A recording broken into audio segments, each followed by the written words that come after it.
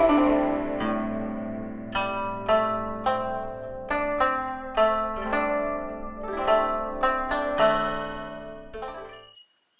really important with any weapon system, in fact any combative system, that you work for and train for the realistic potential that there is always a multi-opponent situation to deal with.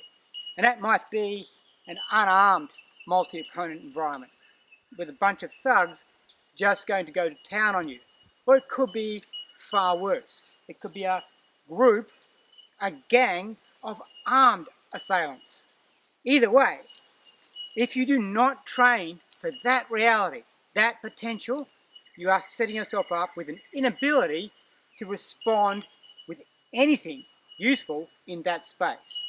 Now, with this system, we have one massive advantage which we've continued to highlight for you, which is the advantage of hitting at distance, of extending range, of going from seemingly nothing to dropping this guy to hitting this guy, and to move on balance with agility and mobility and determination and focus to make sure your presence is felt.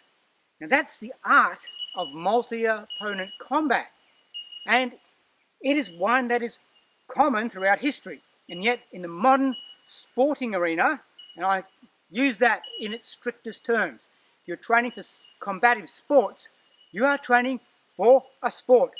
Get it clear in your head. That does not usually entail multiple opponents with weapons with the intention to dispatch you from this world. Now, when we get to grips with that fundamental fact, our training shifts gear and we move into dealing with an increased level of threat, an increased dimension of threat, and an increased ferocity. It's like a pack of dogs going for a piece of prey, and you are that prey. You must respond with more energy, vigor, and violence than you've ever done in your life if you are going to survive. Now, whilst you're doing that response, you must have the weapon meld we've been talking about, so that you can hit and move to the next guy without losing control of your weapon.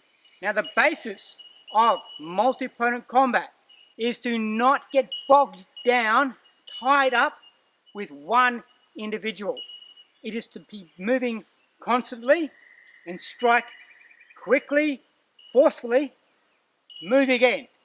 There is no grab and lock someone down into a choke or a grapple or strangle situation. If you do that, the other guy's got you, or the other assailants will be upon you. So you must learn to strike quickly and move. Strike and move. Strike and move. Make your presence felt and move. Remember, if you've responded, people tend to be overbearing in their counter response to subdue you. So one strategy we can apply is to line our opponents up. So I've got two here. They're a fair distance apart. Two guys coming at me. I've got the choice to go between them, to change angles, or to go for one and line him up so that the other guy, or guys, have got to come through that obstacle that I've created with his person. Very simple. Beyond that, there's not much more you need to know about in terms of multi-opponent combat. It is a horrible situation to be in. If you end up on the ground in that situation, your first recourse is to strike and get back up. Disable your opponent on the ground, get back up. There's very little sanity in trying to remain on the ground and fighting multiple assailants from ground position. It simply doesn't work. The weight of numbers is fundamentally against you. Even in a line infantry role, we take on an enemy when it is 3-1, our favour. That way, we know we're going to win, or have a high potential to win. Simple stuff.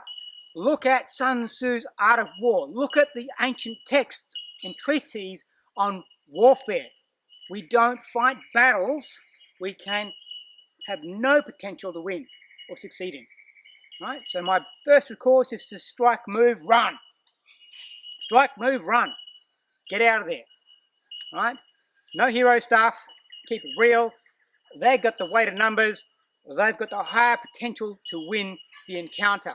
But you need to just survive long enough to disrupt their planned attack and break out and keep going.